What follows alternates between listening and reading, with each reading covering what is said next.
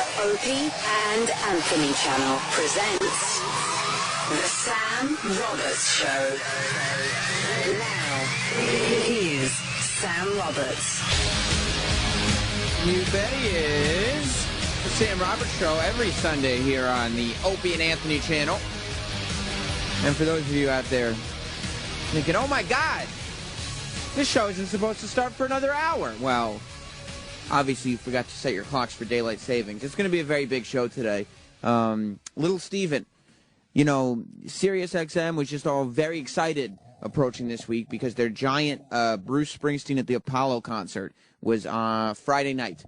I went off without a hitch. I got to listen to some of it on the radio. I wasn't there live as it was a hot ticket in town, ladies and gentlemen, and I don't have that kind of clout yet where I could get tickets. Adam, our producer, Adam, you didn't get to go see Bruce, did you? I was here working. Well, did you get to hear it? I heard the whole thing. How was it here? Was there a big buzz? Oh yeah, it was huge. It was the biggest thing of the year. So this was a Friday night. Have you ever seen the amount of people here on a Friday than were here that Friday? Or was everybody down at the Apollo? Most people were at the Apollo, but there were a lot more people here as well, like for a Friday night. You know, a lot of the higher-ups here. Everybody nervous about their jobs. If this concert had not gone according to plan, there would have been multiple firings. Apparently, there were no mistakes because I haven't heard of anybody getting fired yet. But, Adam, I would assume that even you being in the building... Yeah, that's a good thing. You were a little nervous. You're like, look, the heat is on for whoever. Sal, the intern, he's screening calls. You didn't go to the Bruce Springsteen concert, did you? Hello? Sam. Yes, you didn't go to the Bruce Springsteen. What's wrong with him? He can't hear in his headphones right now. You got to whip him into shape in there, Adam. I'm trusting you to lead this team. You didn't go to the Bruce concert, did you? No, actually, I had an opportunity to go. And I thought it would have been hysterical if I would have went. What? How did you get the opportunity to go? You're a dopey intern. Yeah, I'm just a fucking nothing. I was no, just thinking that. One of my best friends from college, his dad is best friends with Bruce. And that your best friend's from college dad is best friends with Bruce Springsteen. Yes. How does that happen? And well, I don't know. What does he do? He's a musician as well. Oh, that figures. Those musicians like to travel in packs. Yeah, he actually Bruce used to open for him, and what does he do now? He's a musician. Not like Bruce, though. Not like Bruce. See, he's not exact. Bruce isn't exactly opening for him anymore, is he? No. But I went a couple years back, and I got to meet Bruce and everything like that. Did you get a picture with him? I didn't, because when you have that sort of relationship, you're not fucking asking for it. You're too big for it. You're like, nah, I know him already. You know, it's a personal relationship at this point. Would have looked awkward. Oh my God, I had no idea. So, but how come you didn't go then? I was just tired. My friend... Well, Bruce Springsteen and the E Street Band were playing this once-in-a-lifetime concert. You know the iconic band, Bruce Springsteen and the E Street Band? Yeah, they were playing this once-in-a-lifetime gig at the Apollo, and I mean... I'm not speaking to him the rest of the show, by the way. I was going to go. A lot of people wanted to go. I mean, there were a few people there, you know... Ben Stiller and Tom Hanks were hanging out there dancing. I was tired, though. Yeah, I looked on Facebook Saturday morning. My buddy has a photo with Tom Hanks. But you didn't go because you were tired. No, I'm also not even a big Bruce fan, to be quite honest. So. But even so. I met him. It's cool. It's cool. Well, good for you, Sal. Little Steven's going to be here from the E Street Band, from The Sopranos. He's going to be here, as well as Yvette Nicole Brown. She's in Community. Community is finally coming back. It's one of those shows that nobody was sure what was going to happen to it. It went on hiatus once 30 Rock came back on Thursday nights. And I guess the fan base, who, for whatever reason, doesn't register with the Nielsen ratings because the ratings were in the toilet, and that's why they put it on postponement. But the fan base just went nuts on the internet and created all these, save community message boards and Twitter accounts, and they went crazy. So the show's coming back. It's actually back this Thursday. Yvette Nicole Brown plays Shirley on that show, so we'll talk to her later. But more importantly is the fact that everybody's got to get on schedule right now. I mean, you heard Sal in there. He doesn't know which way is up, and I think a lot of that has to do with the fact that these clocks changed, and nobody realized it. By the way, call us up, 866-WOW-1-WOW, 866-969-1969, to talk to us here at the Sam Roberts Show. You can also talk to me on Twitter. I'll be checking throughout the show at twitter.com/notsam. But the problem, and then they're in there right now. They're in the producer studio trying to fix that. What happened to the microphone in there? I'm watching you on the monitor. Yeah, Is the microphone broken? It broke on me here. I'm like holding it up manually. You got a lot on your plate there, Adam. Really? But you're doing a good job holding it all together. Thank you.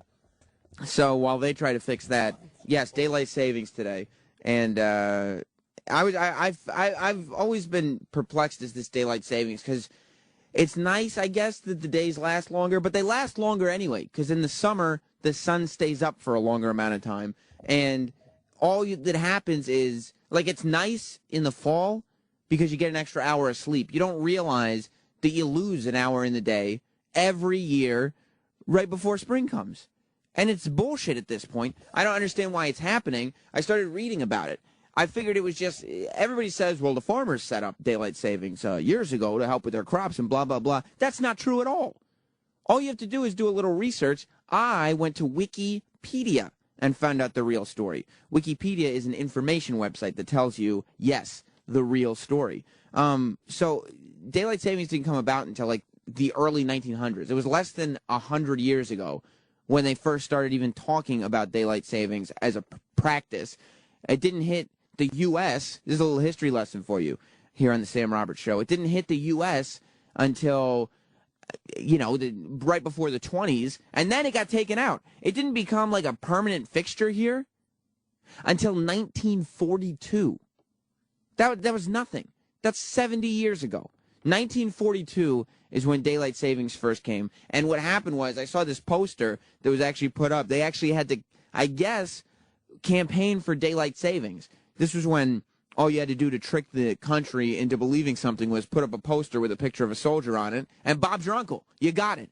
So in 1942, during wartime, they said, there were these posters that said, while you're sleeping, the enemy is winning. Seriously, go on. I saw it on Huffington Post. It said, while you're sleeping, the enemy is winning. And it showed this American who was just sleeping in his bed. His alarm clock wasn't even going off yet. And right outside is the enemy who's planting away. He's ready for you. He's getting ready for you to wake up so he can blow your shit up. You have to be awake, and the only way you can be awake, we're not going to convince you to wake up an hour earlier. We have to change the time schedule. You can't just reset your alarm clock and say, oh, well, if my enemy is waking up at 5, I guess I'll wake up at 5. No, that'll never work. We have to turn 6 into 5. Otherwise, nothing. So they wanted to be more productive with the use of daylight. And then they standardized this dumb whole thing in 66. In 1966 is when daylight savings was standardized. We can't even convince the country anymore to go to war, let alone to support a war. Nobody supports war anymore, and they certainly don't support war to the extent that they'll change the time schedule for it, and that we'll lose an hour in the day. Who needs it to be light at 8 o'clock at night? Okay, great, the days are lasting longer. I go to bed, at 8:30, I'm sitting there like, all right, I'm going to have to go to bed soon. If I look out the window and it's light outside, I feel like an asshole, man.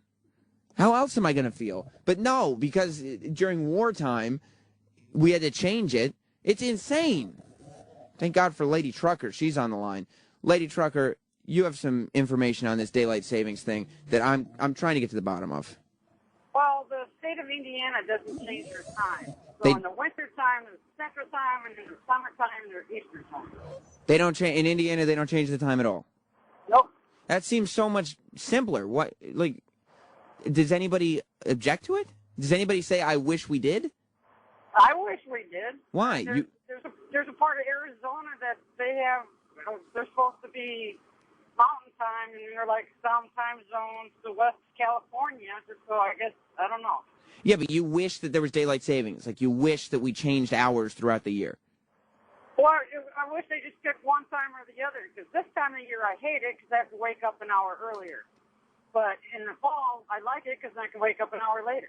Well, thank you, Lady Truck. Yeah, I mean, I get, but it doesn't make, it's because all it does is inconvenience you for a couple days, and then you're just back on the same schedule you were on before. For some reason, we as human beings can't be trusted to get work done while it's dark outside. You just wake up while it's dark then, if you need to. You don't have to change the hours to get the most use out of the daylight. We don't need it anymore. You know what we've had that for a while now that will solve this problem? Electricity. It runs in almost every house. And if you just turn on the lights, then guess what? At 4 o'clock in the morning, the sun's up as far as you're concerned. Just pull the shades and turn the lights on, and you'll be fine. But instead, we have to deal with daylight savings because whoever it was, Roosevelt thought it was a good idea to beat the Nazis or the Japs or whoever we were fighting at the time. Horrible, horrible language, by the way. How we could take ideas from such a racist time in American history, and that's what we keep. The professor's on the phone. The professor, you're on the Sam Roberts Show. Prime time, Sam Roberts. Good to talk to you, buddy. What's up, buddy? So you're going to be shocked to know Lady Trucker is the dumbest human alive. She's wrong about everything except where there's a buffet. Indiana, huge swaths of Indiana change. She's so dumb. Part of the state's Central Time, part is Eastern Time. Central Indiana changes, Southern Indiana changes, Northern Indiana does not change. She lives there, and she doesn't know what time it is? I can't. Well, listen, it's hard to keep track when you're a trucker. Sometimes the days, they just start floating by. Every time is dinner time for that fat slob. That's all she knows. It's unbelievable to me. So how does Indiana work then, Professor? You tell me.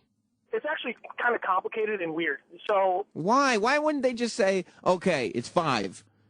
here's why. Southwestern Indiana is closer to St. Louis.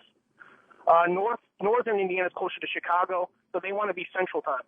Then on the eastern side of the state, they're closer to Cleveland. Mm-hmm. They're closer to Louisville, which is Eastern Time, so they're in Eastern Time. And then Central Indiana, like Bloomington, they're completely fucked because they don't know what to do. So sometimes they're Central Time, sometimes they're Eastern Time. It's the craziest thing. So in Lady Trucker's defense, aside the fact that she's a worthless pile of shit, constantly. I love the wars that the callers have with each other. Oh, no, she's lovely. I think she's nice. She's just worthless. So nothing personal. She's just a fat pile of shit. Why wouldn't all of Indiana just stick with whatever Indianapolis is doing? Let them pick. What else is going on in Indiana? 1%ers, Sam. 1%ers is right, Professor. It's always 1%ers. Thanks, buddy. Thanks, bud. I wish the whole thing does. Ted, help me out here. Yo, it's also for farmers. It kind of gets the growing season started a little earlier, more daylight. This time of year especially, it's like when they get their seed starts going and things like that. So I think that's a big part of But whatever hour you decide to put on it, it's still the same amount of daylight. Like, why don't you just start farming at a different time then, as opposed to changing what time it is? Like, does it have to be 5 a.m. that the farming starts? Well, yeah, it does. In a lot of cases, especially like cows, shit like that. I mean, that's more ranching and milk and stuff, and I guess doesn't do with the sunlight. But well, the cows? No, cows have no idea what time it is. Thank you. Getting, it's just about the daylight, man. Yeah, I guess Ted doesn't know what he's talking about. That's obvious to everybody here on the Sam Roberts Show. What I don't understand, too, is why don't these religious people care? It seems to me that God invented the earth. God probably invented what time the sun is supposed to come up. So how can government people decide to change that? Isn't that going against God? Adam, you're a religious guy. I am a man of esteemed faith. What isn't this? Isn't daylight savings time? The government changing what time it's going to be. Isn't that going against God? Absolutely. You think so? Yeah. You can't go against God. I got to talk to somebody on the Catholic channel or something, because it's obvious to me. Chris. Yo. Christopher. Yeah, you're on the Sam Roberts Show. Sam Roberts, how you doing, buddy? How you doing, buddy? Good. It was actually Ben Franklin that first came up with the idea of daylight savings. I was reading that. It sounded more like he was kind of goofing, though. No, it wasn't. The idea that he had that, for whatever reason, they thought that they would burn less candles if they would set the time back there. You see, and that, I understand. He says, look, if we change the time, we'll save some wax. And wax is important in this day and age. I'd say, all right, Ben Franklin, maybe you're onto something. Once Mr. Thomas Edison comes into the picture, Benjamin Franklin's whole theory is out the window. Out the window. Goodbye. There's really no reason why we should still be doing it. It makes us feel like it's like we haven't realized that we don't need to burn candles anymore. Like it should humiliate us as human beings that we're still stuck on this. Oh, without a doubt. And for a guy like me that actually worked this morning, I got beat out of a fucking hour. So exactly. Like most of us are complaining because we got beat out of an hour on a weekend, but you have to work today, and you know what I mean. You lose that hour. It doesn't make any sense, Chris. Thank you for calling in. Fucking hour. Very good. Alex has something on the religious thing. Alex, explain this to me. Hey, Sam. Yeah, you were talking about asking a religious person how we could change God's will. It seems back the clock or turning it ahead. that's right. But we got to understand that we made the concept of time. It's just what we decided is going to be the time. We made it, so I guess we can do anything we want with it. It doesn't affect anything else now. So you're saying even if we decided from now on night is in the morning, God can't say anything about it because he wasn't smart enough to come up with time to begin with. That was ours. You got me there. Sorry. Yeah, that's what I thought. Thank you, Alex. Because, I mean, I guess putting numbers with it maybe was ours, but it seems like God had some kind of time in mind. Like, it's not that tough of a concept that God wouldn't have thought of it. But I feel like it's also a matter of sticking to things. You know what I mean? If we're going to say we're better than God because we thought of time and God couldn't come up with that shit on his own, that was human beings, then us as human beings need to realize that we got to stick with it. Otherwise, if we can't have one standard time throughout the year, time zones I can understand. I'm not going to fully agree with them, and that's another chat for another time. Time zones I can understand more. But if we as a people can't live under one time for an entire year, then guess what? We're not better than God after all, are we? Maybe God had a point. Maybe there shouldn't. If we can't handle time responsibly, maybe there shouldn't be any time at all. Matt, what do you think?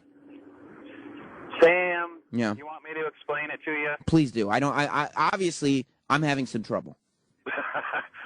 What I heard is that in some parts of the country, when the seasons change, it's so dark in the mornings, like when kids go to school, that kids were being hit by cars at the bus stops. Jesus. So they wanted to make it light earlier so people would be able to see the kids that are out Well, listen, their buses. if this is the case, then you need to start having your kids wear reflective clothing. You know what I mean? I think the kids should just pay attention. Right. How about drivers? Make sure your headlights are on. Kids, when there's a giant thing of metal on wheels that's coming towards you at 30 miles an hour, step back on the sidewalk, and everybody should be fine. Just because it's dark outside doesn't mean that drivers are pulling up on the sidewalk at 7 o'clock in the morning mowing over children. You know? Sean? Yo, Sean. Yeah. You're on the Sam Roberts Show. Yeah, man, I was going to comment. I said, y'all were saying, I think God did. I mean, think back in the Bible, man, he talked about, he made night and day. Okay, that's time. He also said the stars and everything were like for the signs and the seasons. So he did make up, the concept of time. I think we just started putting the numbers there. Started counting. Well, we just started counting it, and around when Jesus Christ came to the earth. So. Yeah, Adam, the esteemed producer of the Sam Roberts Show, did God mention night and day in the Bible? As far as you know. I'm not sure. I think Sal's more of an expert on religion than I am, actually. Sal, I need to know. Sal, you're a religious man, aren't you? Yeah, he is. Sal, I need to know.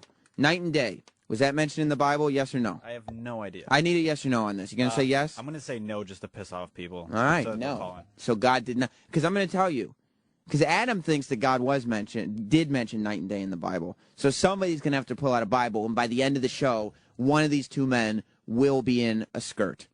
That's the bet that's on the table, and we'll see who wins. However, if God invented night and day, right, then us saying, no, that was 5 a.m., now this is 5 a.m., that's fucking around with night and day. And that right there is sacrilege, period. Sam, wasn't there this whole thing in the Bible about, like, on the seventh day you rest or something like that? The seventh day. He also set up a business week and a weekend. Yes. So, and how could there be days without time? Correct. Otherwise, he'd just be like, this is just when you're here. Yeah, the seventh interval when you feel like right now is just when you're here. Yeah, we're not resting right now. Sometimes it'll be dark and sometimes it'll be light, but you'll just be there, and it will always be Tuesday. It's just Tuesday at noon forever. And then we came along and said, no, my Lord and Savior, that's not going to work. Because 24 hours from now, it will be Wednesday. Yeah. Then Thursday, and then we'll start again, like you said, and then, right. God said the 7 days. So the daylight savings thing, by the way, takes an hour off of a day. Fucks around with when the days begin. That's just us trying to show that our dick is bigger than God's dick in making time. And that's the most sacrilegious you can be. God has the biggest dick of all, as far as I know. Otherwise, He better. Yeah, because otherwise he wouldn't get the Bible credit, would he? He should have a bigger dick than anyone. And if he doesn't, then maybe we need to find a new deity, because I don't want to pray to anybody whose dick is smaller than mine. It makes me feel like less of a man. Disappointing. Really disappointing, especially because anybody who's got a dick that's smaller than mine is not very well endowed. It's just, humiliating. So, to that point, let me hear from Eric in New Jersey. Eric, you're on the Sam Roberts Show. Hey, Sam, how are you? I'm a little confused, to tell you the truth, but go ahead. Well, here, let me give you a little something. Genesis, verse 3. Yeah. And God said, let there be light, and there was light. Yeah. God saw that the light was good, and he separated the light from the darkness. Okay. God called the light day. Okay. And the darkness he called night. Okay, so there he is inventing day and night. Okay? Right. All right. So thank you, Eric. You're welcome. And Adam, I wouldn't consider you as a religious person. You can't even quote Genesis. You got to get back to training. You got to give up some of this Cousin Brucey shit that you're doing. I just know Genesis with Phil Collins. That's about it. Again, that's not a religious. Maybe you like it a lot. I don't know. Maybe it is a religious thing to you.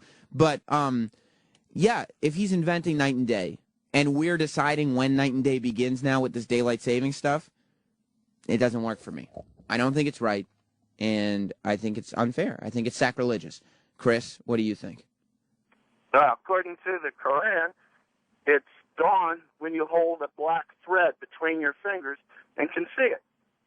That's dawn. That's dawn. So somewhere in there, God was telling somebody something. I got you. And who knows? Because God also gets credit for the Quran, right? I believe so. He was a writer, man. My name's Christian, so I wouldn't have a clue. But I bet one of our Muslim buddies could fill us in on it. All right, thanks, buddy. Yeah, God wrote all the books. I would assume the same God wrote all of the books. Only one of them is right, and it's up to us to figure out which one. A lot of us, though, once we croak, are going to get a very shocking surprise, because there's several books out there by God. One of them are the rules to live by. The rest are red herrings, like on Scooby-Doo. Yeah, the rest are that guy who you thought he had to do it, but 15 minutes into the half hour, it comes clean. He had nothing to do with it. That's what God has going on for us. I said at the top of the show, and we're going to go ahead and play it. It was actually earlier this week. Steve Leeds, who runs a lot of the talent department here at SiriusXM, he's a great guy. You might have heard him on the Ron and Fez show a couple times. He came over to me, and he goes, "Hey, little Steven, Stevie Van Zandt from the E Street Band. Have you talked to him yet?" And I was like, "What do you mean, have I talked?" No. I've never gotten to speak to little Steven. He's an icon. And Steve Leeds goes, "Would you want to talk to him later today?" I said, "Yes, I will." Why are you having this conversation with me? Set it up. Of course. He's He's so nice. And who's more famous than him? As far as musicians go, as far as overall. You know what I mean? Like, take your flash in the pans out of the pictures. You talk about a musician that's had more influence, more people, and more of an icon than little Steven. And you're not going to come up with very many. Take that and then add it to the fact that he played Syl on The Sopranos, and now he's got this new show, Lilyhammer. I don't think you can go wrong. I got to sit down and talk to little Steven. It was quite a thrill. Here it is. Amazing. Stevie Van Zandt. Little Steven's in the studio. How are you doing, man? Good, baby. Good. How you doing? I'm great, especially with you here. You're an icon. You know, somebody who has transcended this world of music and into acting. When you first started getting into acting on The Sopranos, as Syl, of course, was it weird that after all these years of being in the E Street Band, that people were coming up to you and recognizing you as something else? You know what was weird, honestly, was the fact that it happened so quickly.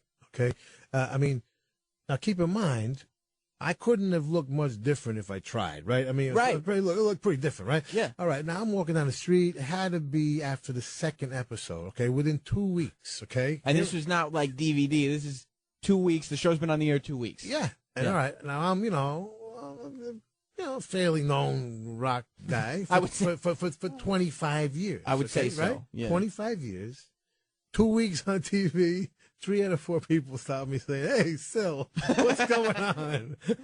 I'm like, wow. Well, the power of TV is no joke. That's what happens. It's amazing. And so you're right. I mean, it was literally, you hear about this overnight thing. Yeah. It does happen overnight on TV. I mean, you're just in everybody's living room, I guess. And well, it happens overnight to everybody else, but you, 25 years later, you're an overnight. You're an overnight household name. Yeah, but the whole rock thing, like, out the window. Yeah, it didn't matter anymore. Well, later. it's funny because my fiance is a pop culture, moron. Like, she knows a lot about what she knows about, but nothing about anything else. She didn't know The Godfather had a sequel until 2 years ago, right? And so she doesn't know anything about the E Street Band. She knows nothing of you. And she didn't even really know The Sopranos until a year ago when I started just throwing in the DVDs for her to watch. And she's, obviously people fall in love with these characters because they're amazing characters. They're some of the best characters that have ever been on television. And we were watching the Grammys, and you're performing, and I had to tell her, wait, you'll see Sil. You'll see Sil. That's him? Yeah, that's him in the bandana. That's Sil. But she was, first of all, what's great about watching something like The Sopranos with her is that she didn't know what happened on the show. And this was like this year, or maybe, the end of last year. She didn't know what happens to Pussy. And it's amazing watching that show with somebody who doesn't know. And she's sitting there, and she knows. She's like, well, yeah, he's a government informant, but I'm sure he's going to be there till the end. I'm sure that they're going to realize he's a good guy. He's their friend. And that boat scene crushed her. She goes, no, it couldn't have happened that way. Like, yeah, it happened years ago. Everybody knows it happened that way. What was the reaction like originally? Do you remember that? Yeah, I actually do because, when you work with somebody, well, first of all, you don't see anybody you don't work with, honestly, in my world anyway. So you're twice as sad. You know that, number one, you're gonna kill him. But number two, you're not going to see him again for a while, just personally. So it's like you're actually killing him out of your life. You really kind of are, at least for a minute. And we always had a very tension-free set, okay? It was just a very cool set, For a very tense show. For a very tense show, exactly. And that comes from the top, I think Jimmy Gandolfini, whoever's the star of the show tends to set the tone in a way, and he always set that tone of this, like, nobody worked harder than him, and he just was never, he just didn't have that, that sort of leading man, coming from where he came from as a character actor, I think, he didn't have that leading man, prima donna diva thing. He just didn't. He's a working class guy, and right. It doesn't matter if he's starring in the show or not. So that kind of really cool attitude, filtered down to everybody, and so it was always just a very friendly set. And that day, everybody was arguing with everybody. I mean, really, really bad arguments, and then really, a lot of tension, and uptight. Everybody was uptight because nobody wanted to kill him. That's amazing. Yeah, so it was really life imitating art, or whatever. Whatever or it vice is, versa. Whatever. And now Lilyhammer's on Netflix. That's the new show, another gangster show. Yeah. But very different. This is a weird show. I love the premise because it's like it actually is. Do we want to watch Sil in another gangster show? But then when you get to what the actual it's a fish out of water to the upteenth degree. Yeah, and quite a bit different. I mean, if you're really into the nuances of the old gangster thing, it's quite a different character. I mean, Silvio was, his very, very narrow job description. He was basically there to take care of Tony and keep him alive, and watch his back and make sure that he didn't screw up. And so it was a lot of. He had to be very cautious, and he's very, very concerned about that. So very, very sort of narrow and inward kind of guy. He was the only guy on the show who did not want to be the boss. Right. He was very happy being that second banana, as we say, in the consigliere job. Where this guy, Frank Talgano, is really a boss. He's a boss type. He doesn't worry about anything. He doesn't care about anything. He's wide open, And he's having the adventure of his life, He very unexpectedly The boss dies. The story is the boss dies, and everybody expected him to move up as underboss. And they pass him over and go to the blood relative, the brother of the boss, who's more of an accountant type. He's not a street guy. Mm-hmm. So he's immediately intimidated by Frank, and because everybody loves Frank, and he's called Frank the Fixer because he fixes everything. You know, I mean, you need right. From a speeding ticket to a a murder rap, got whatever, you covered. whatever, and the guy is, and the new boss is so intimidated he actually tries to kill him. So. This completely shocks him because he gets along with everybody. So he kind of overreacts and chooses to go to Norway. I love the rationale too because he saw it on the Olympics. So you immediately get the ultimate fish out of water because Norway's a very, very straight country. I mean, 5 million people. Which is like what, the Bronx, yeah. And they're very conservative. They follow the rules. They're very community oriented, and there's no crime, none, literally none. So, it's a trip to have him try to integrate into that society at the same time trying to make a living. Doing the only thing he knows. Have mafia guys, real life mafia guys, embraced it? Have they ever come up to you and say, "We like what you do"? Have you made any interesting friends because of your roles? Let's put it this way: guys who know guys who know guys, they I've always gotten good reviews. Yes, they enjoy what you do. Thankfully, luckily, yeah. Yeah. Well, we're very respectful about it, and at the same time, we don't romanticize it. We don't try and make it something more than it is, or it's a very mundane most of the time. It's a very frustrating kind of just like everybody else, got the same frustrations as everybody any other line of work. So. After all the years of touring and making albums, Springsteen and the E Street Band have become I feel like. Whenever you go to executives and celebrities, you still have the base, the blue collar people, but there's something famous and successful people also love the E Street Band and they love Springsteen. Has there ever been, who's the most unexpected sort of celebrity that comes up to you and is just a super fan? Because usually a celebrity on that level tries to take the fanboy out of them, but I feel like the E Street Band is the one thing that these guys can still fanboy out for, you know what I mean?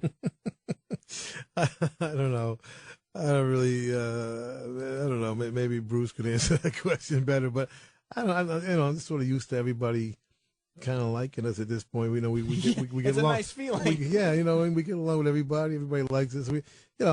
We're not. Again, we're not. Trying to be something we're not. We came up very slowly. We our audience came to us one person at a time. And so. It wasn't like an overnight sort of thing. Again, it took a long time to build that audience up. And now some of the people who came up with us became successful. Yeah. At the same time. So they happen to be CEOs now or whatever it might be, which is nice, But then you still got schlubs like our buddy Roland. Who's been to 250 concerts, so it's not, you're hitting everyone. But and we treat everybody the same, It's all the same to us, it is. What's the appeal, do you think? Do you think that's what it is? That it's just it's honest music, we're not portraying anything we're not? I think that's part of it. I think part of it is Bruce has never stopped writing high-quality stuff. He some people, as they get successful, tend to start cruising a little bit, Mm-hmm. They start... taking things for granted or just taking it easy, and that's never been the case of the band or Bruce when in his writing. You can tell from the new album, I think it's out next week or in a week or two. Mm-hmm. And you'll see what I mean. It's very relevant. It's very personal, and he's still working very, very hard to create great work. And then we go on stage and it's just like our first concert. He's writing like it's his first record, and we've never changed. Before they're forcing you to get out of here, we got to move you along. Everybody wants to talk to you, but I want to know: does the acting feel more rewarding, or do you like getting to separate yourself and do something as an individual? Yeah, I tend to enjoy doing more than one thing at a time, and this thing is a new craft. I spent 10 years on Sopranos, so you get a little better every year, and I'm noticing some things I can do now that I couldn't do 10 years ago. So getting a little better at it. And you never stop learning. Yeah. But it was just quite a compliment for Netflix to say this is what we want for our first original programming. Yeah. And, that's a very big deal. And it's with the subtitles and the whole thing.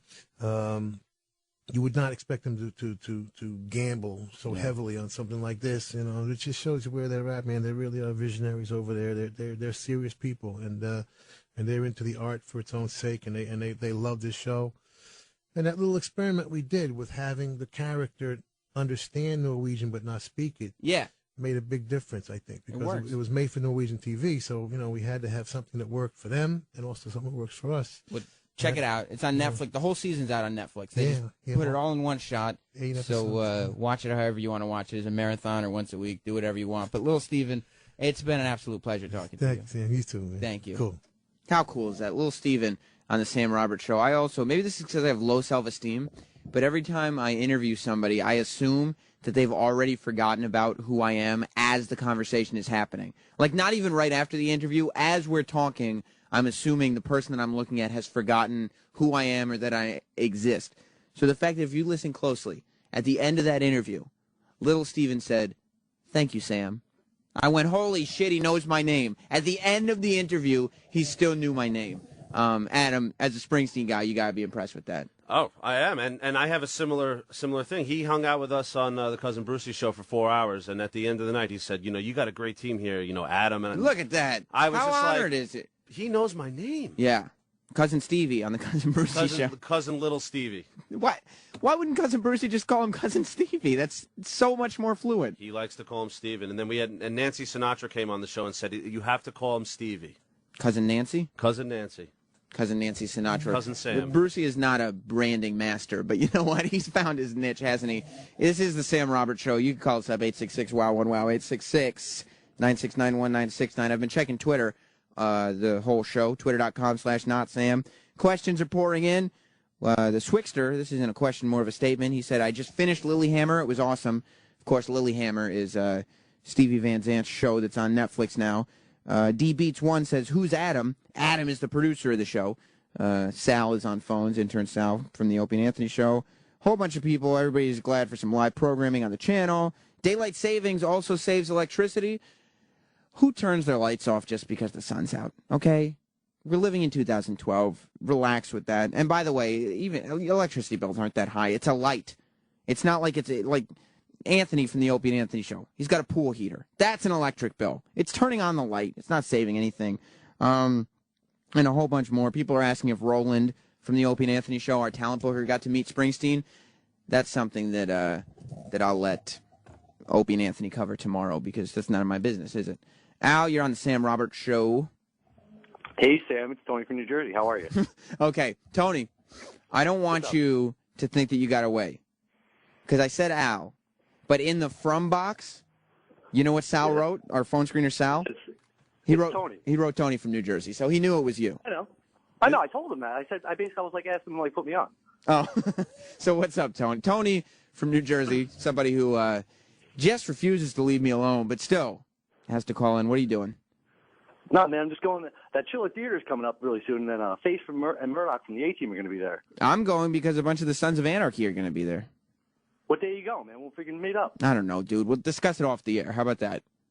You see what I mean about Tony? I'm hanging up on him. You see what I mean about Tony? He just calls up with personal business. He doesn't understand I'm trying to do a show here. Oh, we want to know where you guys are going to meet up. No, nobody wants to know where we're going to meet up. It doesn't mean anything. And by the way, I'm never going to meet up with Tony from New Jersey. Do you think I'd talk to that human being face-to-face ever in my life? No. A couple interesting things, though, coming out of that Stevie Van Zandt interview. Number one, it is true. There's something about Springsteen that it's the one singer, one band, whatever you want to call it, that every executive I've ever met, for the most part, loves Springsteen. That's their band. And the celebrities, too.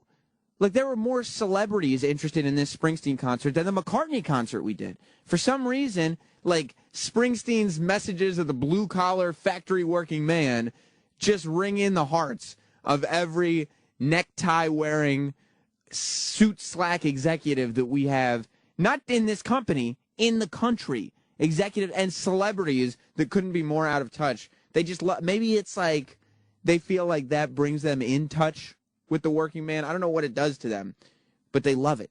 They love it so much. Also coming out of that, talking to him about The Sopranos was fun. Jess, my fiance, is here. Come over to the table, Jess, because people, I don't know if they really grasp how sincere and how major this sort of gap of your pop culture information is. I was talking to little Steven.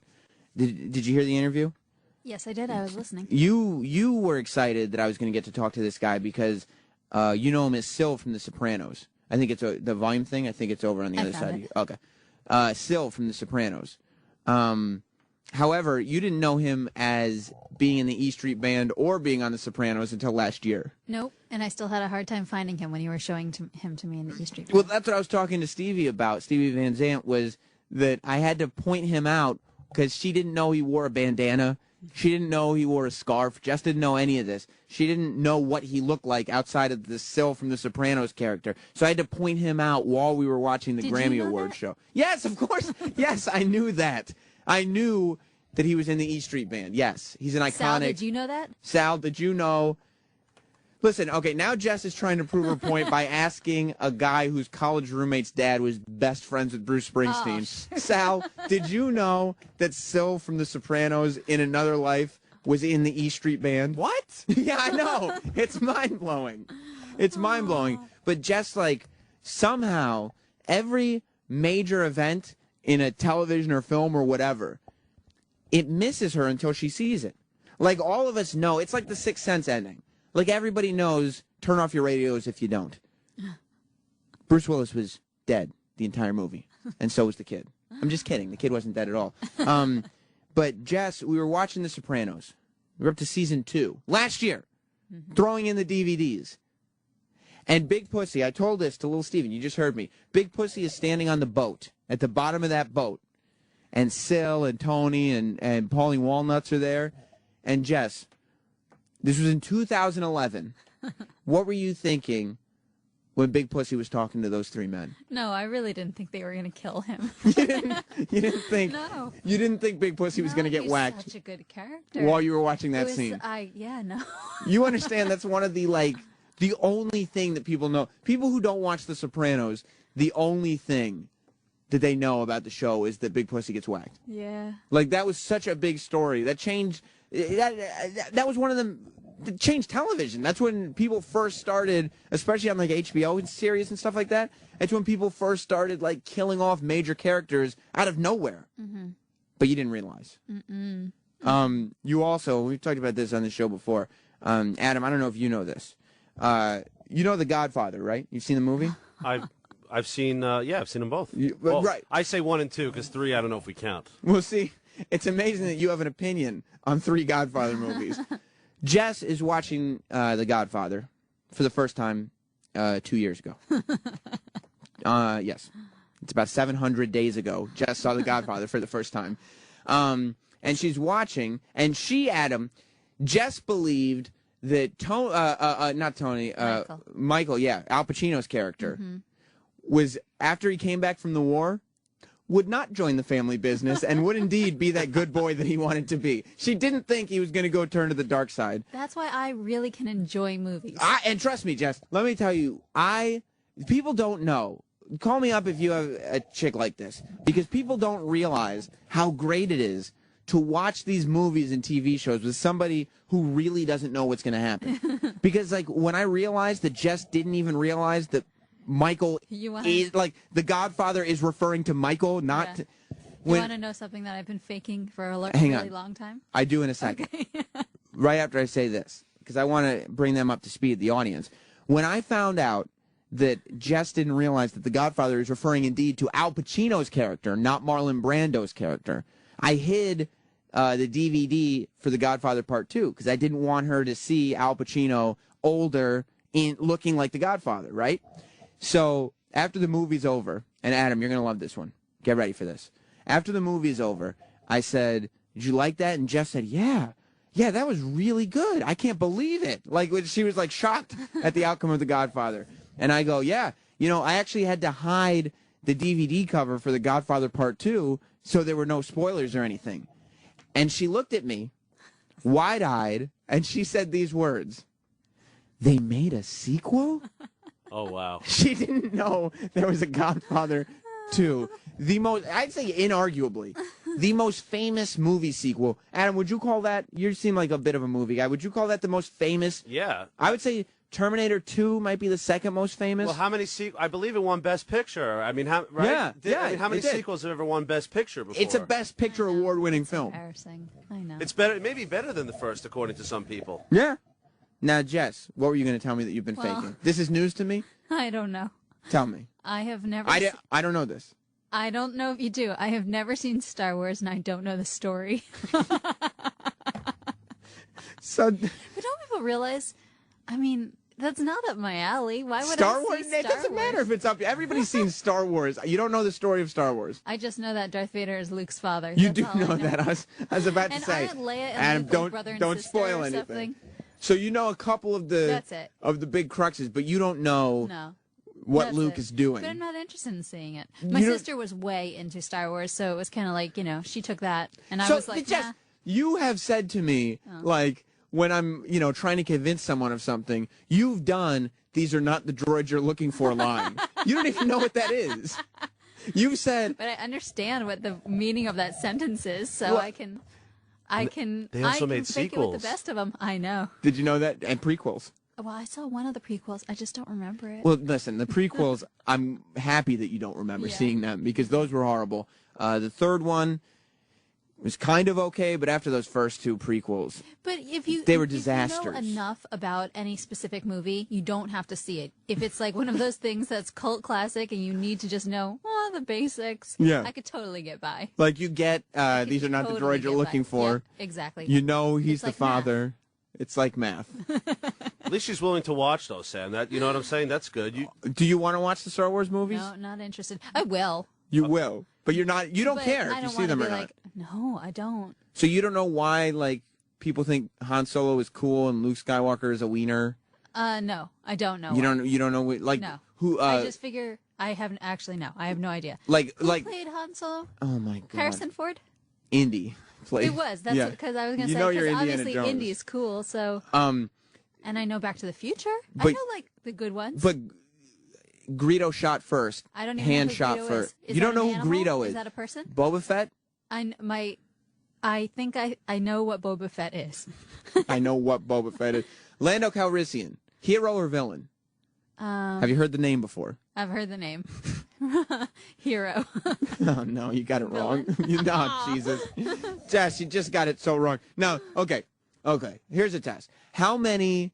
Like Billy Joel, somebody that I thought was very well known. Jess didn't know who he was until a year ago. Okay, now I got to butt in here. Yeah, she thought Billy Joel. She said, "Oh, I know who Billy Joel is." I said, "Who?" She said, "Tambourine Man." I said, "No, not Look at Adam. The look on his face. He's upset. not Tambourine Man." How many Billy Joel songs can you name? Honestly, babe. Yeah. How many Billy Joel songs can you You know name? my memory. I thought we were going to be such good friends. Yeah, no, it's not going to work between you and her, Adam. Uptown Girl. Okay, so you got one. How many? I know he drove a car into something. Adam, you could be a fan all you want. The guy does tend to drink and drive on occasion. He does. He does. He likes his wine. Bottle of red. Yeah, You know. there you go. I knew that one too. You don't know what song it is, though. No. No, you just know it from. Alice's Restaurant. No, that's Arlo Guthrie. All right, so you know one. Close though. You know one Billy Joel song. Yes. How many reality shows that have to do with brides or bridal gowns can you name? Several. Name as many as you can, just off the top of your head. Say Yes to the Dress. Okay. Say Yes to the Dress Atlanta. There's two of them. Gypsy Wedding. Okay, you've My already Fair Bride. you've already quadrupled your Billy Joel thing. It's insane. JP, you're on the Sam Roberts Show. Prime time, God damn it. You know, I'm just very happy that I'm 2 months out of my wedding, and my girl's the same goddamn way. She doesn't know anything. One. But you know, it's like you're not marrying her because she likes Star Wars. You're marrying her because she is who she is. You're marrying her because she puts out. As long as she continues to do that, like in my case, not a lot of people do. So the fact that Jess will. Frustrating. Their baseline knowledge of just cult information. What's What's an example of what has she done that has just blown your mind? That a person, like, I don't understand how people can go through life not realizing there's a sequel to The Godfather. Well, for me, it's the things where she can tell you verbatim the storyline on every season of fucking 18 and Pregnant. But she's never seen movies like Dog Day Afternoon. She's never seen Godfather. She's never seen Apocalypse Now. And if it's a movie where the poster is a guy and a girl fucking look at each other over their shoulder, of course, at each other, she knows it. But if it's a movie worth watching, she fucking has no idea and no interest either. Yeah. That's why I have to just fuck her until she goes to sleep. Yeah, and then you can watch what you want to watch. Right. And she's such a smart girl too. Like, she's a school teacher, master's degrees, these, that, and the other thing. It's funny. They're not dumb people. They just somehow put their fingers in their ears and hide under a table while huge events in male pop culture is happening. I honestly think, and I'm talking about my fiance, obviously. Just seems Congratulations on your upcoming wedding. Okay. It's so stressful at this point, isn't it? Oh my God, with the wedding talk. I'm sorry. I'm stepping all over you. No, it's fine. Don't worry about it. Jess is just trying to turn this show into one of her Style Network reality shows. It's not going to happen. Go ahead, JP. Damn, Jess, what'd you say? I was just saying it's a very stressful point 2 months out. It's crazy. Are you guys married already? No, not yet. We're about 2 months out ourselves. I can't wait till it's over.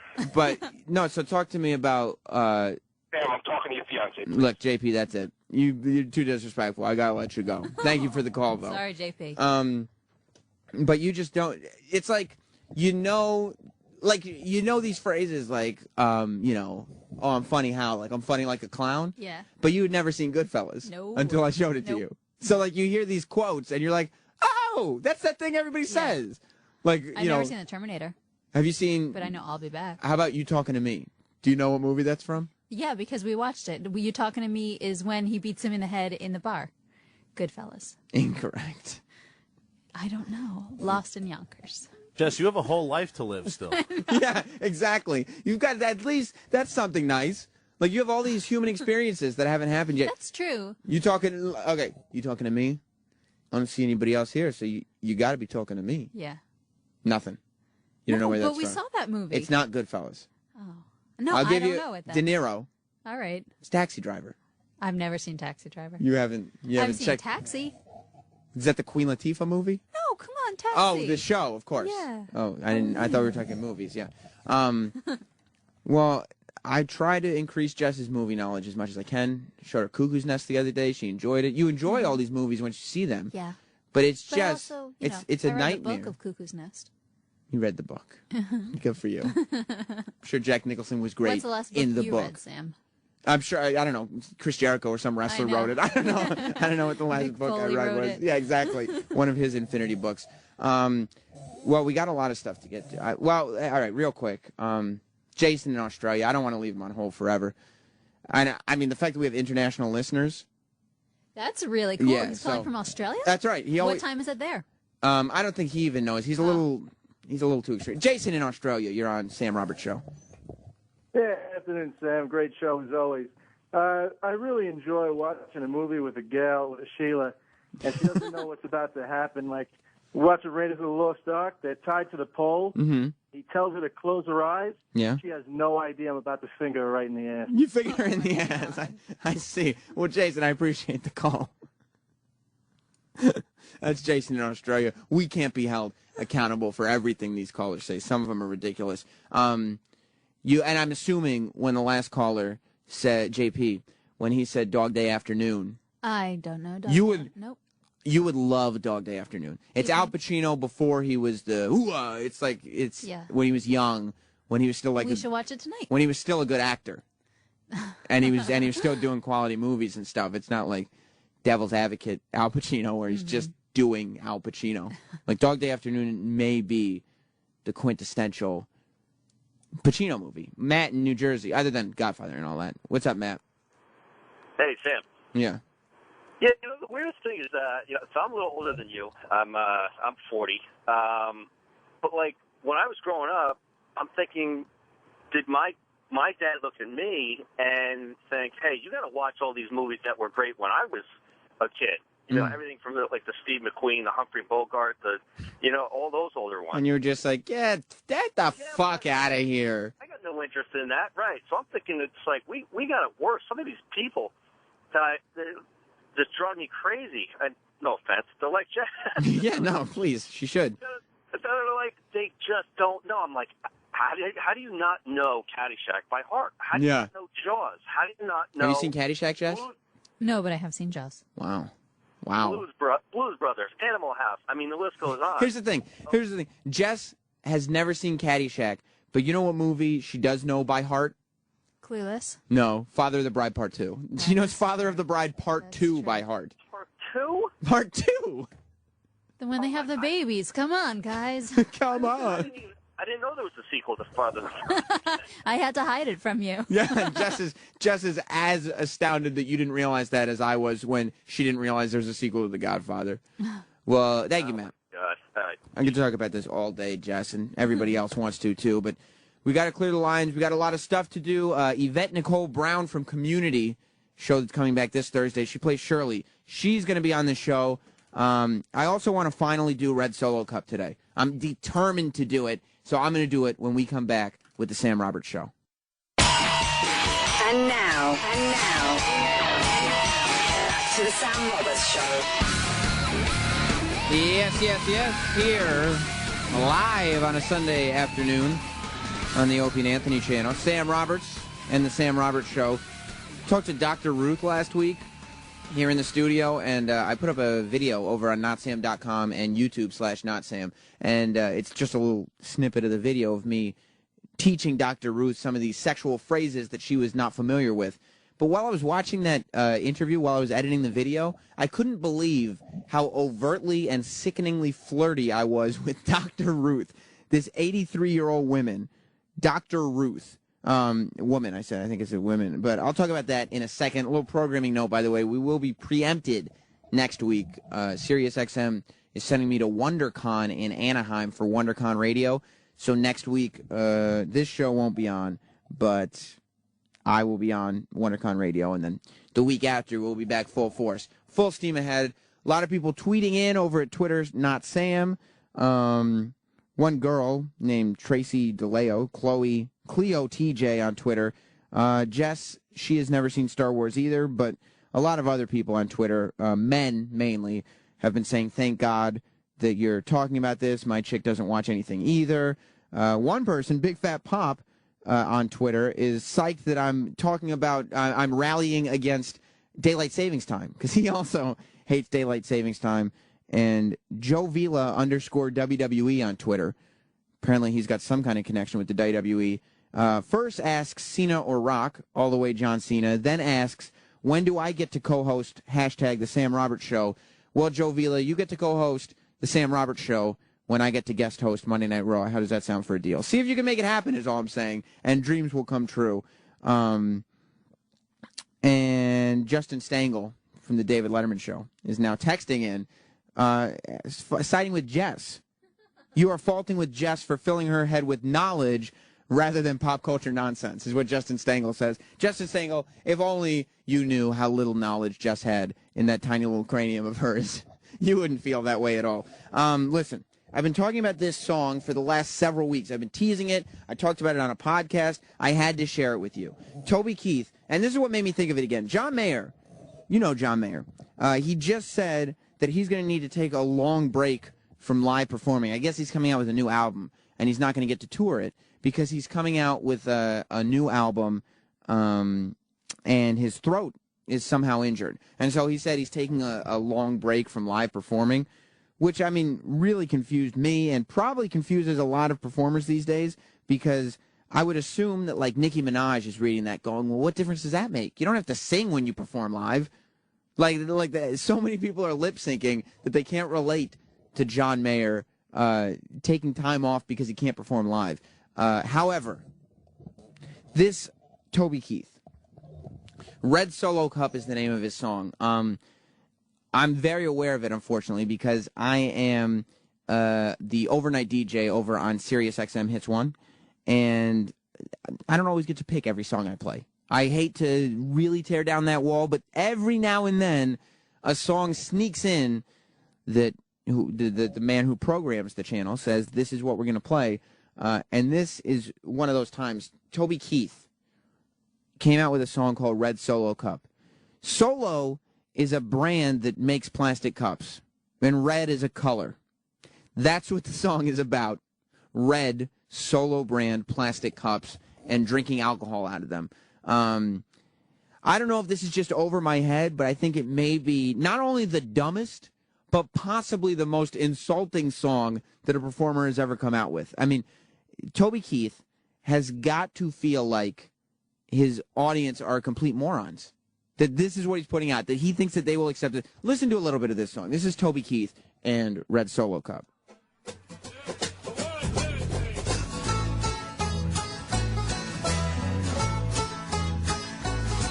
Now, Red Solo Cup is the best receptacle for barbecues, tailgates, fairs, and festivals. And you, sir, do not have a pair of testicles if you prefer drinking from glass. If you prefer drinking from glass, apparently you're a eunuch. You don't have testicles. What is this? It doesn't mean anything. It's deep. He's just sitting in there going, well, you know what? I feel like we got to make a little more cash. Got to make a little more money. The fucking rubes and rednecks that buy my shitty CDs, I don't have to work for them anymore. I don't actually have to write anything. So what do we got around here? See a piece of chalk over there. That's not very compelling. There's a microphone in here, but that seems too self-aware to write a song about that. What are you drinking out of there? It's a Red Solo Cup here, Toby. What's that? Red Solo? Yeah, I'm drinking out of this Red Solo Cup. Well, that's something I could write a song about that these morons would buy. Fucking idiots. Let's get in the studio. And then you buy it. Those of you who enjoy Toby Keith. Here's some more of it. Hey, Red Solo Cup is cheap and disposable. In 14 years, they are decomposable. And I doubt he did the research on that. I doubt he knows how long it takes to decompose them. Unlike my home, they are not foreclosable. Freddie Mac can kiss my ass. Yeah, that's right. I know my roots. Foreclosable. Shut up. You're a millionaire, Toby Keith. You're not a country guy. Red Solo Cup, I fill you up. Let's have a party. Let's have a party. I love you, Red Solo Cup. I lift you up. Proceed to party. Proceed to party. When does a song become a commercial? Like, when does it stop being an actual song and just become a jingle? Because it's 3 minutes long, it's not a jingle? And there's something about Toby Keith that, like, after 9/11, when he came out with that ridiculous, like, patriotic song where he was being very literal about kicking Osama bin Laden's behind, it sounded like a Trey Parker, Matt Stone song, but it was a Toby Keith song. After that, it became, if you don't like Toby Keith, well, you're not American.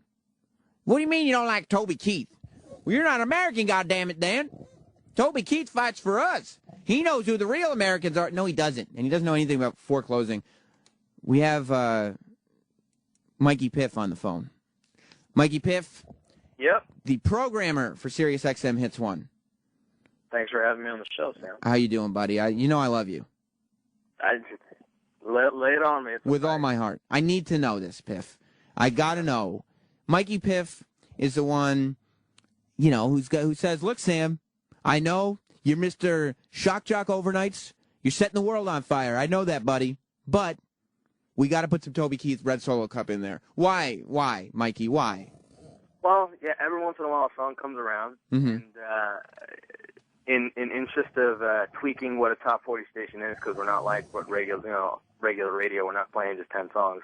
And to be Hits 1, like a when you're programming, this is bringing everybody into the radio a little bit. When you're programming a top 40 station for, you know, a Z100 or whatever your little Q hot whatever your top 40 station is that plays the pop songs, they program it for whatever your area is, your city, your state, whatever. Mikey Piff, you're in charge of programming a top 40 station for the entire country. Right. Exactly. And this song, while I'm a New Yorker. Yeah. I mean, is being played in every bar, every college frat party. They're liking this song. It's an anthem for, middle America. You can't like this song, Piff. I personally don't love it. You don't like it either, do you? You don't like it either. I don't like everything I play. I didn't think so. Because I texted, Nicole is one of the people who hosts the morning mashup on Hits 1. And I texted her one day when Opie and Anthony wasn't on the air and I was at home, and I turned on the mashup to see what they were doing, and they put this song on. And I texted her, and I was like, this has to be the worst song that's ever been on the radio. And she goes, well, you'd understand if you partied more. And I go, no, that's not my problem with it. I understand what the uses are for Red Solo Cups. I just don't need it sung to me by Toby Keith. You understand, Mikey Piff. Oh, absolutely. Dude, trust me, I'm not going anywhere near a place that would play this song on the regular. Yeah. However, that said, I get it. It was trending on Twitter for a while. People were talking about it, so we were like, all right, well, let's give this thing a shot and see what happens. And it worked? Sure, Did it work? Tons of people hated it. Uh-huh. Tons of people liked it, and the people that you thought would like it liked it, and the people that you thought hated it. But you do get a lot of feedback on this song. We get feedback on all the music, but I mean, some more than others. And I think on Twitter and Facebook, yeah, sure, we got hit up about this one a lot. It didn't stand around for a long time, but we played it and we just threw it out there to see.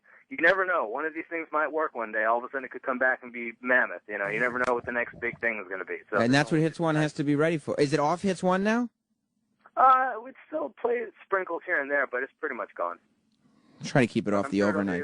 It'll live on, I'm sure, in bars and house parties throughout the centuries, I'm sure. It's difficult for me to maintain integrity on my Hits 1 show while this. You understand that? While this song is playing. I try to not talk into it as much as I can. You're just programming the song to play somewhere else. Let's bring a sweeper into that one. Yeah, it's important to say to everyone listening that I'm programming it for everyone who listens, not for me. Clearly, if it was for me, I wouldn't be playing it. But that's actually a good point. I mean, you have to, that's why I could never program a radio station, because I'd be like, no, this sucks, and everybody's like, it really doesn't, Sam. That's you. And I'd say, no. You've heard of Jack FM, right? This is Sam FM. We play the White Stripes, Rob Zombie, and Jay-Z, and that's what we play. Welcome, America. Gaga. And Lady Gaga. Yeah. We bring the ladies in, too, with Lady Gaga. Everything. And then we celebrate her entire catalog. But you can't do that. No, as much as I'd like to. Oddly enough, Lady Gaga seems to work with everybody, but Toby Keith, not so much. It's polarizing. Exactly, incredibly. But that's better. You'd rather have something that somebody in our line of business, you'd rather somebody hate or love something than be like, whatever. At least they feel one way or the other. Exactly. That way we know. All right. Thank you, Mikey Piff. No problem. Thanks, Sam. You're the man. Mikey Piff, I mean, logically, using my brain, I get it. It makes sense. But just as a person, I'm like, this. Yeah, I really love how you're easy to stack, but I really hate how you're easy to crack. Stack and crack? Really? I'm going right into Piff's office tomorrow and telling him I want that on every night. You all overnights, every overnight shift. I got to hear these talk breaks. Larry, you're on the Sam Roberts Show. But, like Toby Keith's little solo company, listen to that horse shit, that Lady Gaga thing. Do you honestly, listen, I know Lady Gaga's musical integrity doesn't hold up very well with most people. Like, you can't, if I got into a debate between, we were just talking about Springsteen earlier, Springsteen versus Gaga, I would lose the debate. Yeah, but listen, are you going to sit there and tell me that the integrity that Toby Keith puts into his music, for instance, Red Solo Cup, is really greater than what Lady Gaga does? You're damn right it is. You can hear that at my place every Friday night when we're burning shit and getting grown. Well, why don't you burn your CD collection then? Why don't you burn whatever you do to play music on and then help us all out with that? Well, why? Do they really? Do your friend, like, you put this on and your friends are like, shit, yeah, Red Solo Cups, fill mine up. That's a good lyric. Jump in the pickups and we drive around and try to find happy-headed holes. Thank you, Larry. I can't tell if he would get in more trouble if he were a radio DJ for talking about how he drives around while drinking in his pickup truck or just calling someone a nappy-headed hoe. I don't know what's worse. Garrison, you're on the Sam Roberts Show. Garrison. Oh, hey, what's up? What's up, buddy? Yeah, this is my first time calling in and actually listening to the show. Welcome to the show. Hope you're enjoying it. Thought I wouldn't like it, but I'm pretty impressed. I tune in and I hear you talking about that this crappy song. It's horrible. Yeah, no, it's one of those ones that I would see people posting about it on Facebook. Yeah. A lot of my, I guess you could say redneck friends. And I'm like, this, from what they're posting, this seems like crap. So I looked it up, turned it on for 5 seconds, and just instantly never, ever. Never again. Where are you from? Listen, I'm actually from South Carolina. And they love it there. Oh, yeah.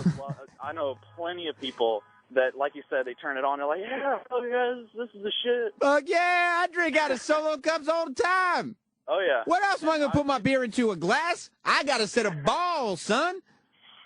Yeah, I never listened to the whole song. I try to be, like, in touch with America, okay? I realize this is satellite radio and you're talking to the whole country. I try not to be, coastal, try not to be New York-centric, but they're losing me on this one, Garrison, and apparently you're right there, and they're losing you, too. Oh, it's horrible. It's just, like I said, I saw it on Facebook. I'm like, I'll look at it. Everybody's talking about it. I'll look at it, and it's like, no. No. And I work where they actually sell those cups in bulk. And they'll come in and they just, yeah, get a Solo cup tonight. Like, we're really? going to party. Look at what you got, the blue cups, you fag, red cups, red Solo cups. The two simple things is a cup and it's red. Yeah, great. Thank you, Garrison. All right, see you later. See, I mean, I feel like, and that's part of why I like doing this show. I like talking to everybody. Because, like, if you ask people around here, they're like Mikey Piff, who, like, he's like, no, I don't like it. But there are people who do.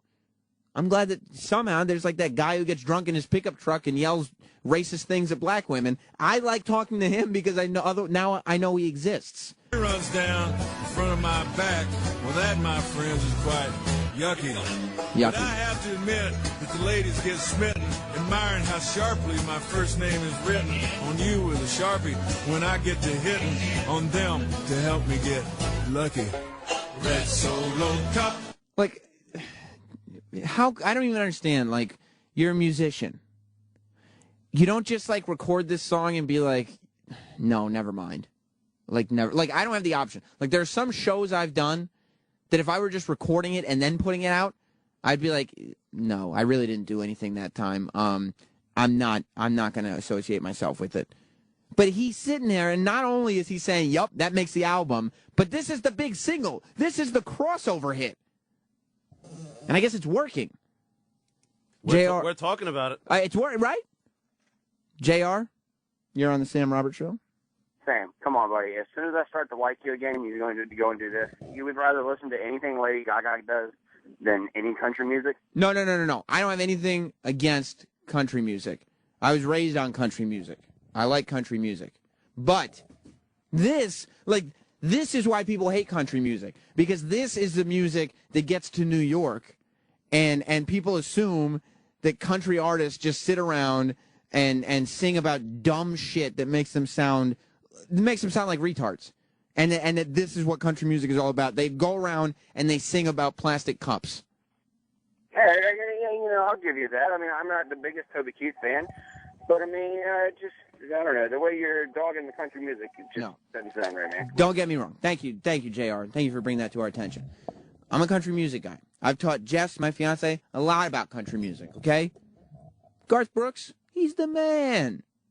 Okay, I'm completely cool and good with country music. I like a lot of country music. Trisha Yearwood, okay? I'll pull that one out. I'm not just the guy, Loretta Lynn. I'm not just the guy who, like every other East Coast guy who says, oh yeah, I like country music. I like Johnny Cash. I like Johnny Cash, but everybody likes Johnny Cash. That doesn't say anything. I'm sitting there bumping out to High Up on a Mountaintop. Some Loretta Lynn shit, okay? I understand what's up in Middle America. I understand country music. This, though, is damaging to my ears. It's damaging to country music as an art form.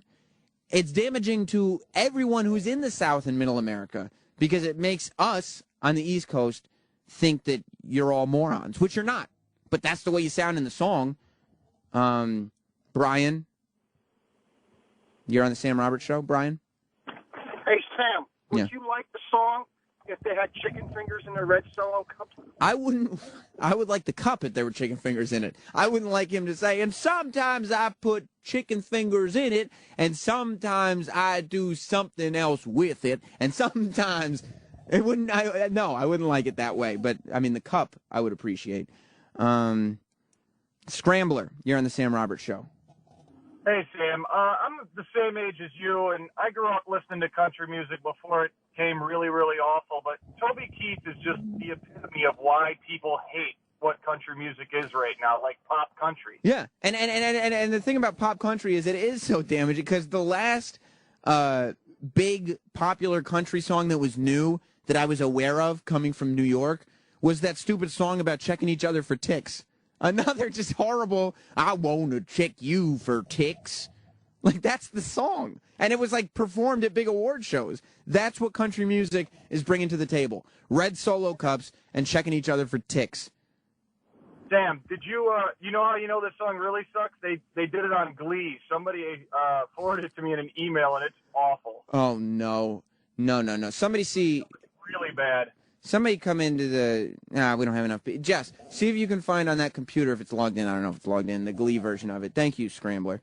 Because I would like to hear that. Or it's probably not in the system. Check if it's in the system. Maybe. Who knows? Tim, you're on the Sam Roberts Show.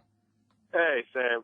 Yeah, last night this song came on at the bar, and everybody started singing it, and me and my friend almost got in a fist fight because I told them how bad it sucked. And they were like screaming in my face, Red Solo cup, and I'm like, the lyrics are just terrible. It doesn't even make sense. It's so stupid. How do you love a cup, Sam? How do you love a cup? And how's your cup your best friend? It's dumb. He's sitting there and he's talking like how fun it is because his name is written on it. When was the last? Toby Keith is a man of a certain age at this point, right? Yeah, he's probably in his 40s, isn't he? He's got to be. If not 40s, he's in his 50s. When was the last time you went to a party where they had Red Solo cups? I don't know. Maybe he's a pedophile. Hangs out with high school kids. He could be a pedophile. I'm not sure, but it's a possibility. Thank you, Tim. This is the Glee version of the song that Jess just found on the computer. It's the same song. If you prefer drinking from glass. See? And this is what I'm talking about. This is the song that crosses over. And kids are listening to this. Like coastal kids who only listen to pop music, this is their country music that they know. Fill you up, let's have a party. And they're adding harmonies to it now? Wussing it up. Yeah, Glee is trying to add harmonies to the song Red Solo Cup. This is where we're at right now. Proceed to party. They're high school kids. What are they drinking out of the cups? The song is about getting fucked up. These kids are supposed, I mean, they look about 37, but they're supposed to be in high school. You are the abbot unto my Costello, and you are the fruit to my loom. Abbott and Costello makes sense, but fruit to my, it's one fruit of the loom. Just so stupid. Nathan, a lot of people want to talk about this song. Nathan, you're on the Sam Roberts Show. Hey, Sam, what's going on, man? What's up, buddy? Well, the bottom line is he's making a shitload of money from writing a dumb song, so maybe we're idiots for saying how bad it is. Well, no, and that's what I'm saying. Like, I guess you can't fault him for that, but you have, like, I don't think Toby Keith is a dumb guy, but I think that he thinks all his fans are morons. And this is why, like, somebody who listens to country music should not like this, because this is why everybody thinks you're morons. Because you're buying into this, and this is, like, the biggest country song of the last 5 years. Yeah. You know what I'm saying? Well, yeah, I hear you. I think that really anybody that makes a shitload of money in the record industry in today's world could care less about artistic integrity. It's crazy. They just want to make money. It's crazy. Thank you, Nathan. Yep. Bill in West Virginia. No, it's Bill, not Beal. Okay. Good for you, Bill. What's up, man? Hey, Sam, I love you, man. You're great. Thank hey, you. I just have a different opinion on all this because I don't think you get it. It's an anthem for people to party. Have you ever been to a cake party? Yeah, I mean, but, like, Fight for Your Right to Party was a better anthem than this song. Like, they put something into that song. Like, you can put an ounce of work into even an anthem. Okay, I understand that, the ounce of work part. But I mean, it carries over. I mean, I live in the middle part, the red state, West Virginia. Sure. I was on a bus at Snowshoe, which is a ski resort, and everybody on the bus was singing this stupid song. Oh, my I God. mean, these people love this thing. It is an anthem, and they all have been to a party. Exactly what he describes. Everything in the song is like Middle America.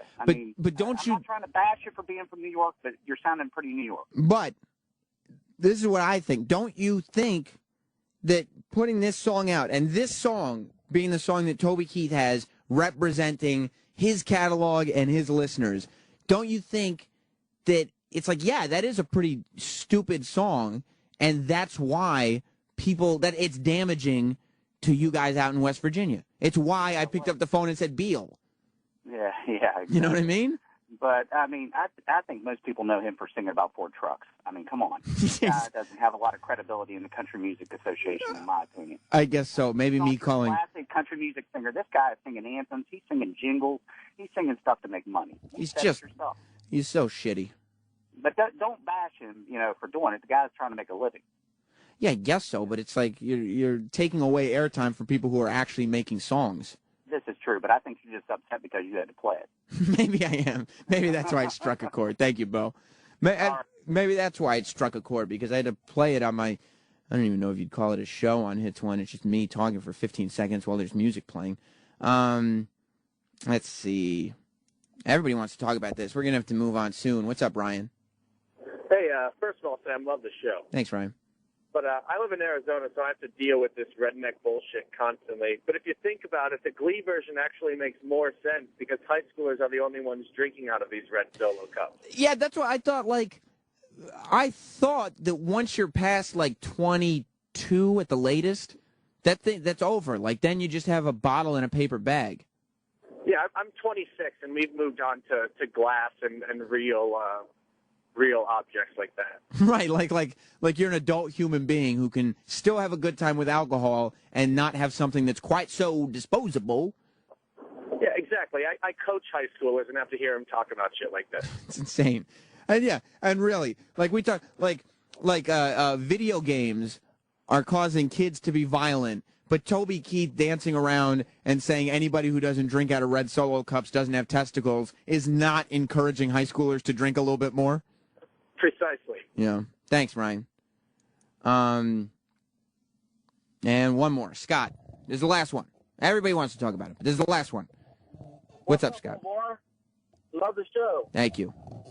Hey, look here. What you're forgetting is this is a song him and his buddies came up with on the back of a tour bus, just fucking around, much like the Taliban song and the Smoking Weed with Willie song. And he played it at concerts, and people were begging him to put it on the album. So he put it on a fucking album, and it kind of hit. But, I would be embarrassed. I guess a hit is a hit is a hit, but there should be something that says, yeah, it's a hit, yeah, I'm glad to have it, but I would be embarrassed if this was the hit. If all of his big hits have been the songs that are just fuck-around songs, maybe you should be like, yeah, people like it, but let's be honest, if we really break it down, if this is the song that's representing me and my fans, we're all You assholes. ever heard Smoking Weed with Willie? I don't think I've heard Smoking Weed with Willie, no. Listen to that one. It's pretty funny. All right, I'm willing to give it a try, Scott. I'm willing to give it a try. We got to take a break because Yvette Nicole Brown from Community is going to be here. That show's coming back next Thursday. It's a great show. Can't wait to talk about that. And I did want to play some clips from last week's Dr. Ruth interview of how unabashedly flirty I was with her. I mean, she's an 83-year-old woman. Is there any need for it? All when the Sam Roberts Show continues. The Sam Roberts Show is back. Childish Gambino, very fitting, because here on the Sam Roberts Show, we're about to talk to Yvette Nicole Brown from Community. Of course, Childish Gambino is also Donald Glover from Community. A lot of people are twittering in, twitter.com/notsam. People are upset. One guy is going fucking crazy on Twitter. He's been tweeting me the entire time saying Red Solo Cup is a joke. Why won't you take it as a joke? It was BJ DeFries on Twitter. Country writes songs like that, i.e. Boy Named Sue. I've heard Boy Named Sue. I love the song. Just because it's a joke doesn't mean you don't have to put any thought into it. Generally, humor has some kind of thought behind it. Justin Stengel from David Letterman's show wrote, it seems like he had a bet with a guy to see if he could write a song in 5 minutes. That is a lot more fitting to what's going on here. Yvette Nicole Brown. She plays Shirley on Community. The show, I love Community. It's like the one, it's NBC, I like their Thursday night lineup, but Community is like, it's different from any other show on TV. I hope everybody's going to watch it. She plays Shirley, who's, the large black religious one in the group. And here she comes, this is her right now. Yes, Yvette Nicole Brown. Shirley from Community. Very exciting. Yvette Nicole Brown is in here. Shirley from Community. Shirley from Community. Congratulations. Thank you. Community's coming back. We're coming back March 15th, Thursday, 8 o'clock, NBC. I don't know if you realize this. I know you've talked to some other people who work here, but this place was like in a panic when they were when Community disappeared. Oh, it's so sweet. Like, it wasn't just, people on this channel or me and the couple people around this show. Like, the whole comedy department was like, we have to figure something out.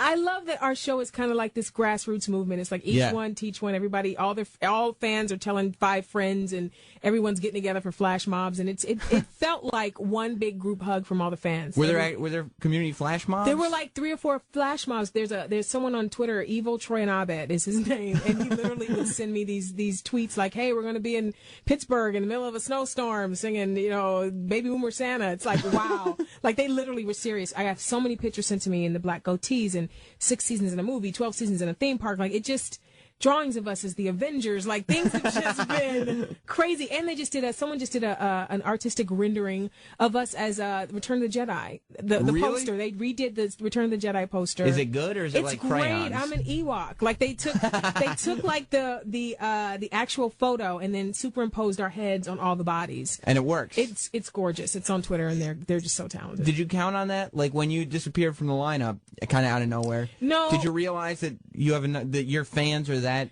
we knew that bloodthirsty, for lack of a better term? We knew that our fans were rabid because when the news broke that we were on hiatus, you would have thought somebody died. So Yeah. it was, the Twitter condolences I received and the pictures of people crying and in blanket forts going, why? It was just crazy.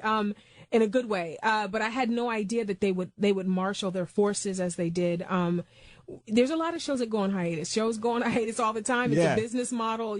For us, it was NBC had 5 shows for 4 slots. So we knew when the season began that at some point the fabulous 30 Rock was coming back, and somebody would have to take a step aside for 30 Rock to have a place on Thursday night. So none of us were shocked. And you look at the numbers, out of everybody on there, we should have been the one that got the little pull for a minute. But even knowing that, to see the way they responded to it and saying this is not right, and I mean, it was righteous indignation. It was righteous indignation from all the fans, and I think NBC and Sony took that into account, because you can't, with our show, you can't really take Nielsen ratings into account. Yeah, So that's what I was going to ask, because like the thing about it is so often in areas that are supposed to be creative, like TV or whatever.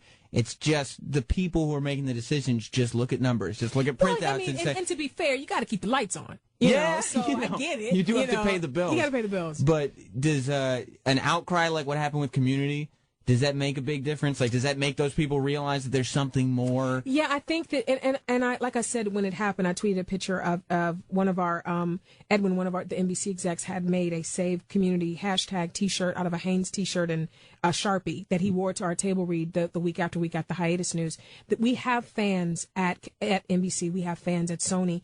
At a certain point, though, it does come down to which show is reaching these advertisers who are paying us the money to keep the show on the air. What happened with our fans that was amazing is that it showed NBC and Sony that there's a massive group of people that can't be counted because they're not a Nielsen family. I believe, and if I'm wrong, the listeners will call in and say, or write in and say to the site, you have to be a family to be a Nielsen family. And our viewers are young.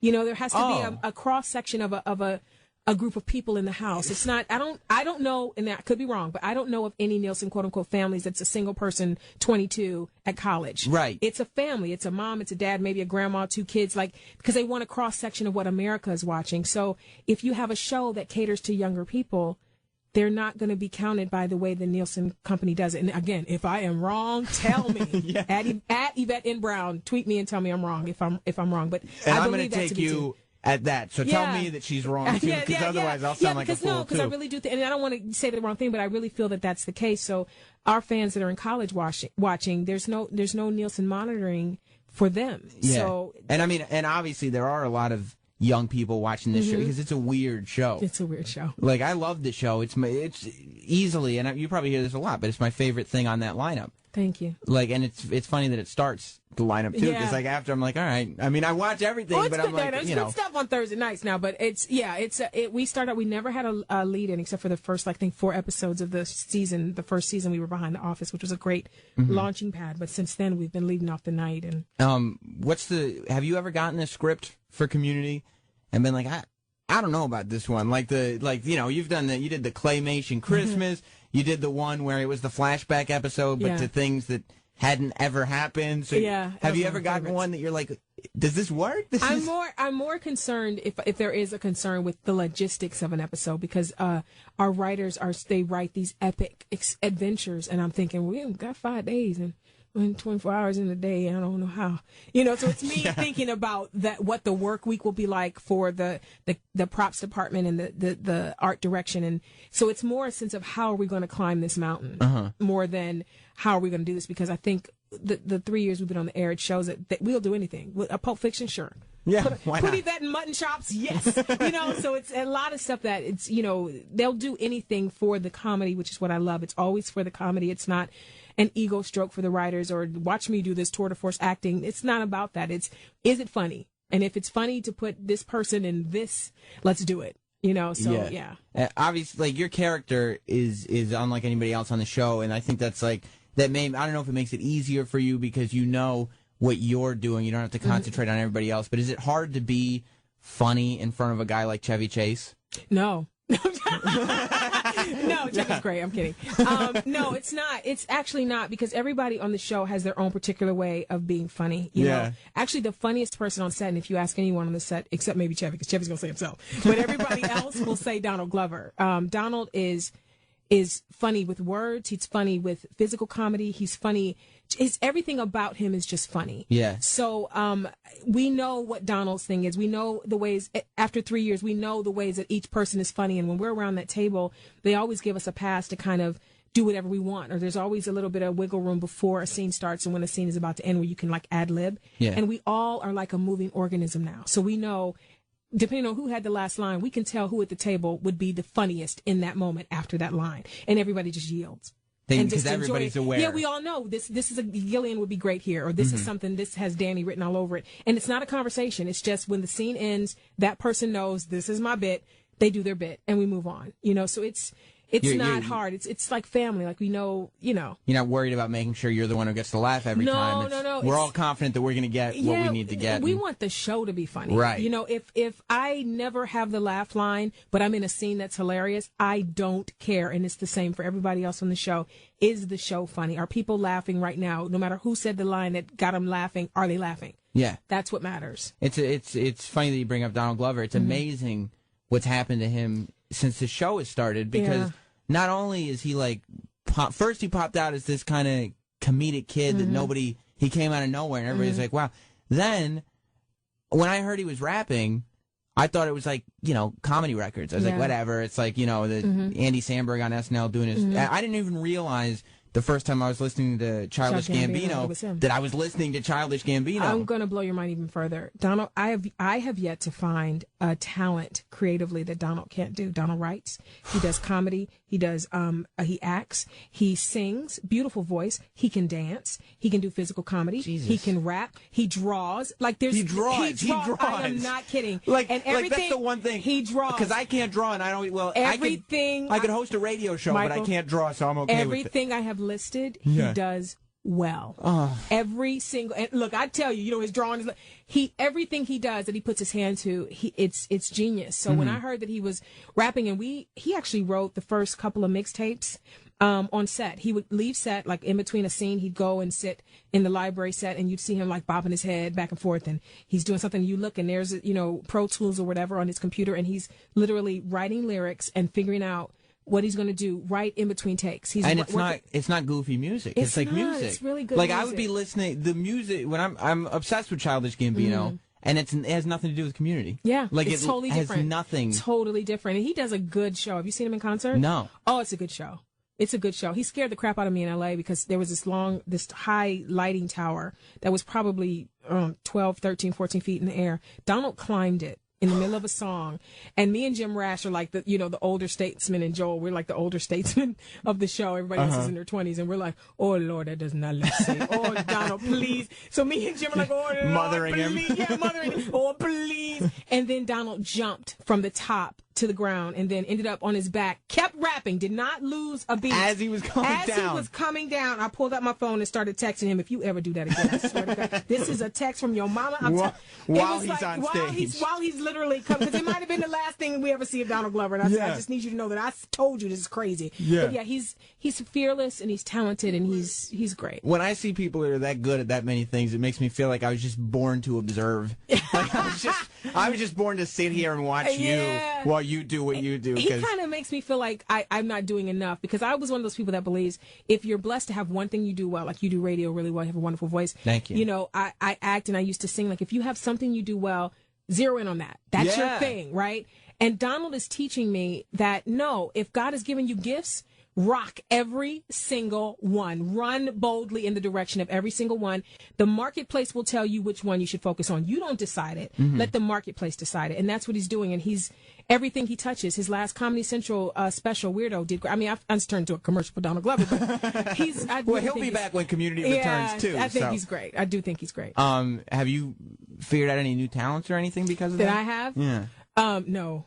I do. No, what I have learned through. I've tried many things, but nothing. No, what I have learned is I probably should be singing more. Yeah. Because I've gotten some great responses from me singing as Shirley, and I used to sing. And you started as a singer. I started as a singer with Michael Bivins, East Coast Family, and I stopped because again, you pick the one. So when acting kind of chose me, I kind of let singing fall by the wayside. So I sing when it's required for a character. I sang on Drake and Josh. I've sung on Community, but Donald showed me that no, you can do both. You know, and I'm not saying I want to have come on, I'm not doing an album. Everybody calm down. But I do think I should sing more for enjoyment for myself. You know, if there's an event or something they ask me to sing, I probably should say yes just for the fun of it. Yeah. Shirley is a very religious character. She's very religious. The show's, while it remains like, kind of charming and everything, it's a pretty edgy show. Yes. Especially given as much as people have to run around apologizing for everything these days. You get away with a lot. We do. Do you ever get actual, hyper-religious people that don't like the parody? No, I haven't, and I'm a Christian too, so I feel like it's my job to make sure that Shirley, I pull the reins a little bit on her. I try to, if it's not in the script, I try to control with my acting because I don't want her to become a caricature of those that have faith. Shirley is, I will say, way more judgmental than I am, and she's finding her way. She's a little further behind where I am. Like, I understand it. It's really just about love. So Shirley needs to calm down with a lot of stuff that she's doing. She's freaking me out too with some of the stuff she's doing. But that said, there hasn't been any pushback from people of faith because I think they know that she's in good hands in my hands. If she was being played by someone that didn't believe in God, it might be a little weird, but you know where that line is. Yeah, I know where the line is, and I'm not going to do anything that dishonors God, even as a character. And the writers and producers know that, and they've been very, very kind in what they've written for Shirley to do. But she still has fun. Did you have to learn to play foosball? I should have learned to play foosball. I did not. No. I've cost them a lot of CGI costs, I'm sure. Yeah. But no, I didn't have to learn. They brought in an expert and actually painted his hands. He was Latino, and they painted his hands a little darker to be me. And so some of the funnier shots, if you look closely, Shirley has man hands. I'm going to be looking back at that. The show is coming back. Thank God. I'm very excited about it. Thursday, March 15th on NBC. 8 o'clock. So definitely tune in. And look, if we could get everybody watching, people would realize Wouldn't it be great? how popular the show is. Do you think they need to start from the beginning? What do you think about that? No, because you know why? And especially as the episodes have gone on, some of it is not even that episodic because it's so self-contained. It's so goofy. Like the Malcolm Jamal Warner episode, the one line when it's just a throwaway line. Yeah, when he says my dad gave it to me. My dad gave it to me. And it just like that gets thrown in for people who get it. Just a little gift. And he trended, Cosby trended, and Andre Bennett trended that night. Why can't you look at the trends instead of the ratings? I know. It means something, guys. We'll tune in Thursday, March 15th. Thank you so much for being here. It's been a pleasure. Thank you. I could talk to her all day long. Unfortunately, we don't have any time to do anything else here on the Sam Roberts Show. Yvette Nicole Brown, And I also love that she was willing to turn that into a Donald Glover dick-sucking fest because, I mean, the guy's just so talented. He makes me very jealous. I would love to play those Dr. Ruth clips for you, but I've run out of time here on the Sam Roberts Show. Just another example of why this needs to be a full-time show. Thank you, everybody, for listening. Hit me up on Twitter, twitter.com/notsam. Hit me at the website, notsam.com. And make sure you're tuned in, not next week because we'll be on hiatus, but the week after next when we'll be doing a whole lot more of what we did today on the Sam Roberts Show. Goodbye. This has been the Sam Roberts Show on the Opie and Anthony channel.